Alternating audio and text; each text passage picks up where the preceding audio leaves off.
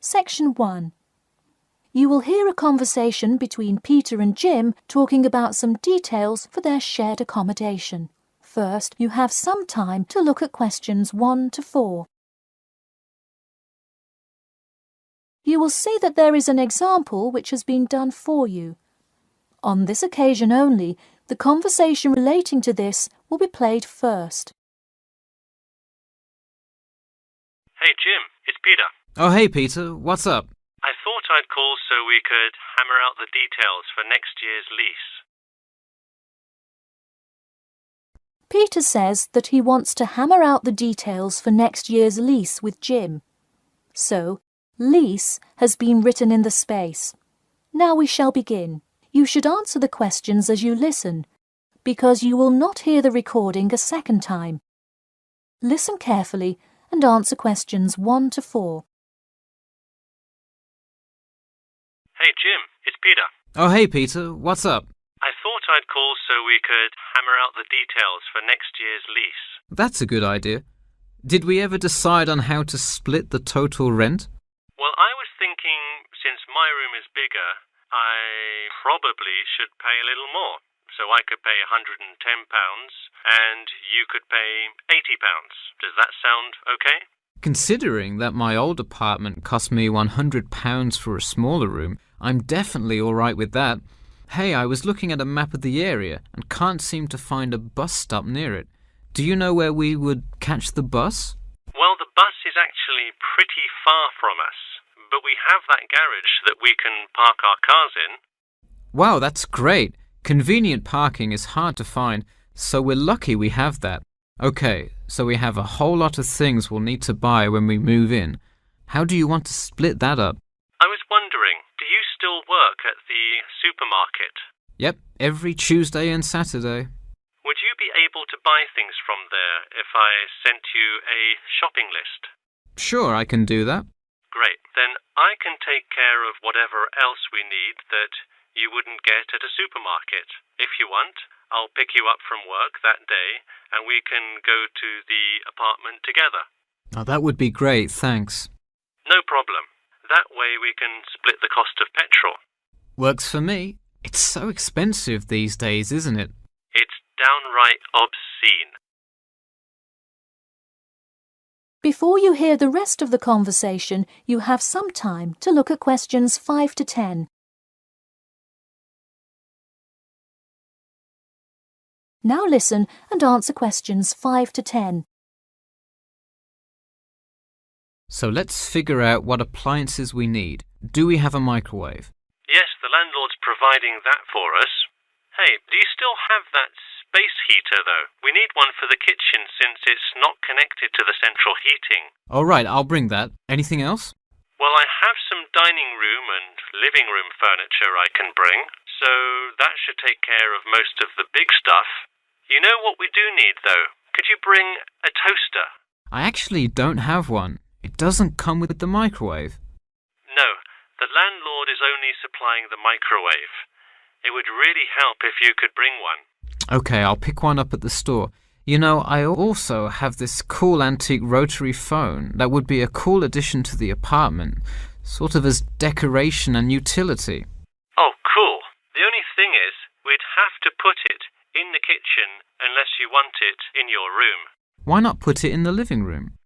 The living room's too loud to have a phone conversation. The noise sort of carries, so if one person is trying to watch TV or have friends over, the person on the phone won't be able to hear. Okay, well I guess kitchen it is then. Any other big things we need? That seems like everything. That's all I can think of. And of course, move-in is June the 1st. I can't wait. We'll be able to watch the big game in our new apartment. It's going to be awesome. Yeah, we can move in the morning and then Friday night we can sit back and cheer on Liverpool. I have an exam in the morning, but we'll be done around 11 a.m. and can move in after. Wait, Liverpool? You're joking, right? I thought you were a Manchester United fan. Man U? No way. Liverpool all the way. Oh no, I don't know if I can live with a Liverpool fan. That is the end of Section 1. Now turn to Section 2. Section 2. You'll hear an HR representative of Earn and Learn giving some information about her company. First, you have some time to look at questions 11 to 16.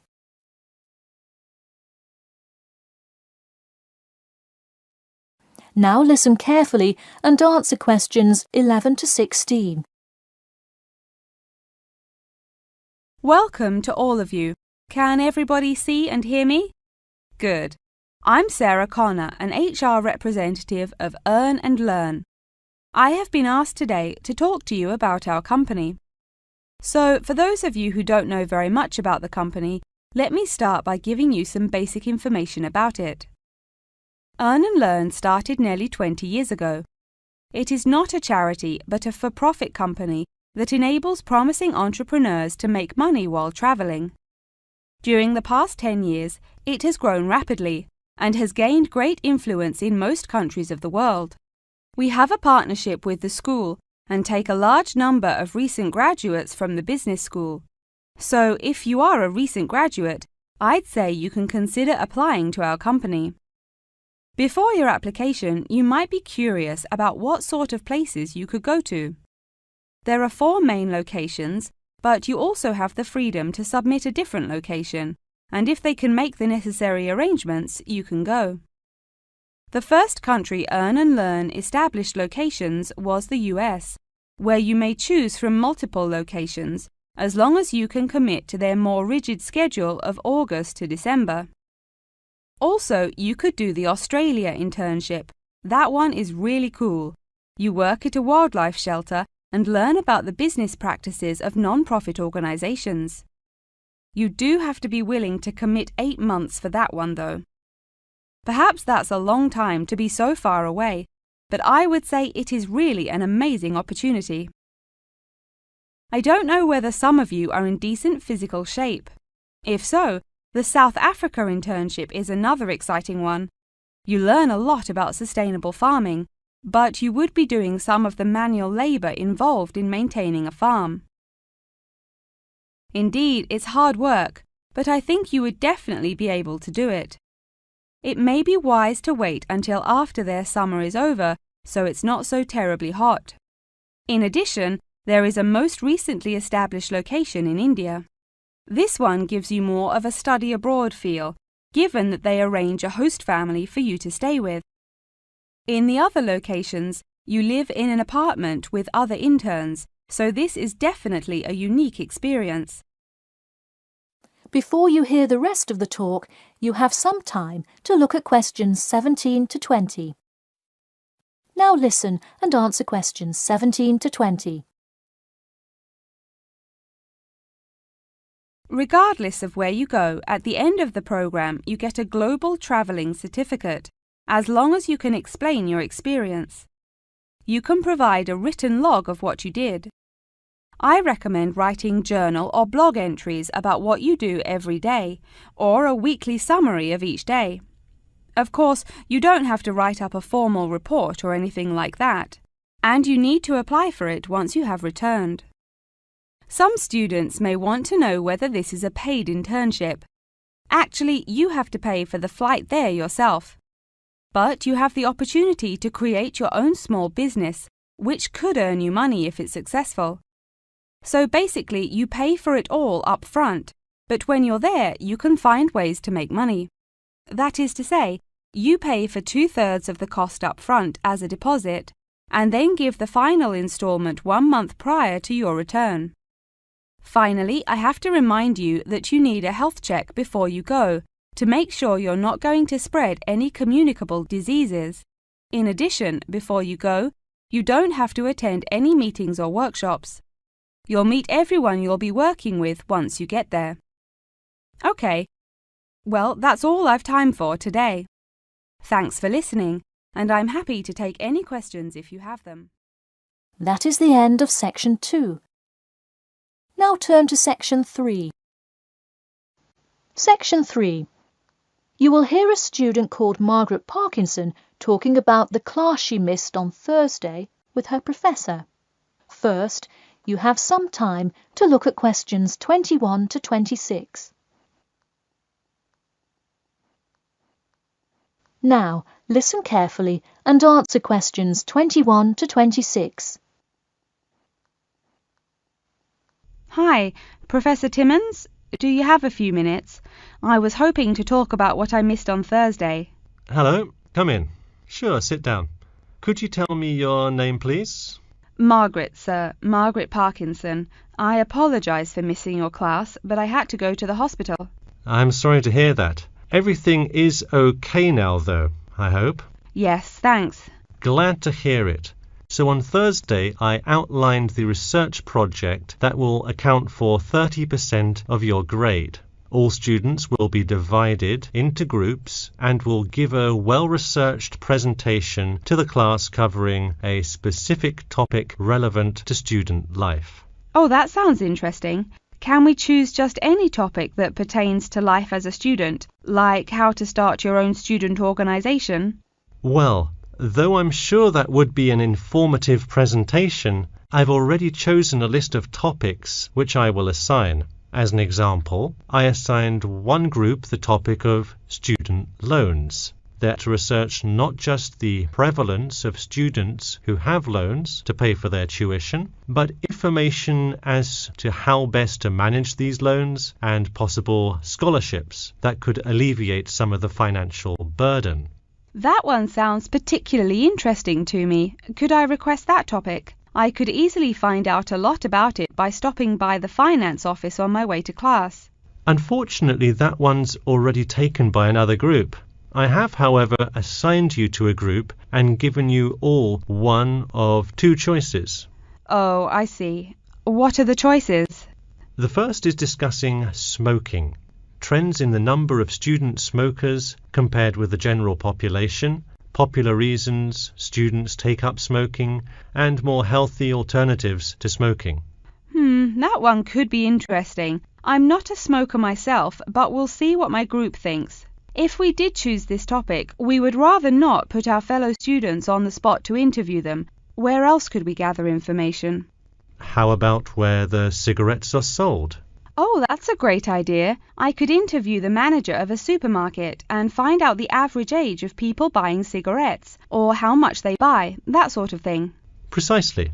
Okay, I'll keep that in mind. And what was the other topic? The other topic is the practice of natural medicine. It sounds far more specific than the others, but it is more of an exercise of outlining a career path. If your group chooses this, you would cover the specifics of becoming a doctor of natural medicine, how to become licensed to practice natural medicine, what the career outlook is, etc. You could find much of the information you need on this in the careers office. Wow, that would be really helpful, not just in learning about natural medicine, but in how to approach researching any career path. That's the idea. I want groups to really think outside the box to find information on their topics. They should interview multiple sources. Okay, now I think I have the general idea. Before you hear the rest of the talk, you have some time to look at questions 27 to 30.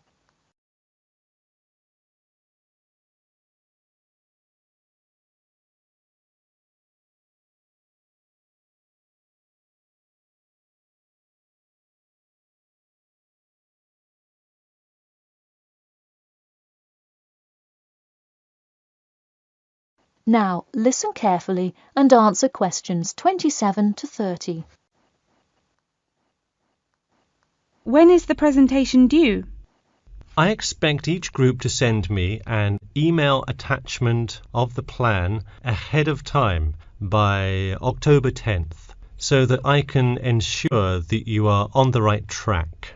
Oh, that's actually really reassuring. I would hate to spend so much time on a presentation only to find we had taken it in the wrong direction. So when is the presentation? I let groups choose from the list of time slots I have between November 1st and November 5th. Okay, how about the 3rd? I'll have to check with my group, of course, but maybe we could write a tentative time? Sure, let me take a look. I'm actually booked completely through the 3rd and 4th now. How about sometime in the afternoon of the 5th? Great. How about 2 o'clock? No problem. I'll pencil your group in. Okay, thanks. And to clarify, what exactly is due in the first phase? Before the October deadline, I want your group to have compiled resources and then to provide some initial data analysis to support your claims. Okay, so data analysis is due the 10th of October, and then the Presentation? Yes. The final phase is simply giving the presentation on the 5th of November. All right, I think I have all the information I need. Thanks. You're welcome. See you in class tomorrow. That is the end of section 3. Now, listen carefully and answer questions 31 to 40. Today, I'd like to tell you about how UK architects are playing their part to address the issue of global warming. You have seen many of these iconic buildings while going about your everyday life, but you may not know how they are affecting your tomorrow. In 2003, construction was completed on the famous Swiss rebuilding, or more informally called the Gherkin, a true masterpiece commissioned by the law offices of Foster and Partners. This is not the first ambitious endeavour of the firm. They are renowned for their various philanthropic environmental efforts.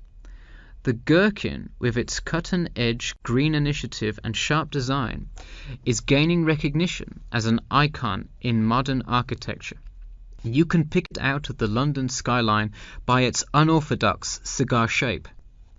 While its appearance is the obvious attribute at which to marvel, there is far more to this building than meets the eye.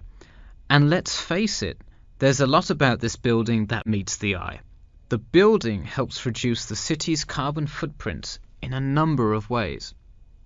Just a quick note, in case you're not familiar with the term carbon footprint, get used to it. It's a buzzword you'll hear relentlessly to talk about reducing emissions. Think of it as the amount of harmful greenhouse gases that are given off into the environment by a single person, organization, or product.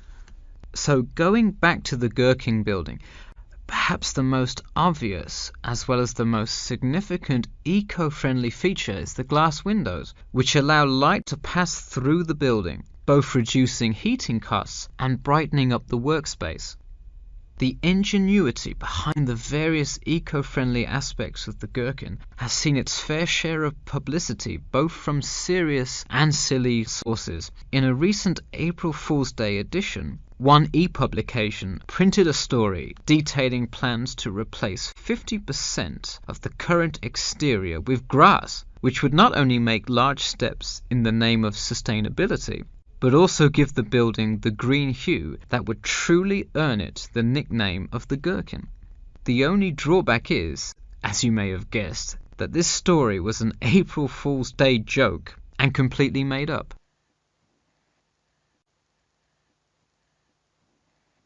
In all seriousness though, the building is setting a new standard of design that other architects and city planners just cannot ignore.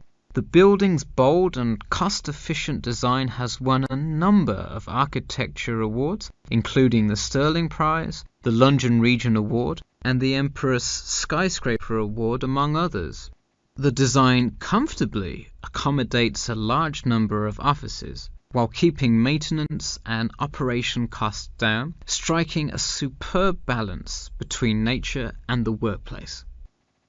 Nature is well and good, as long as the weather is nice outside.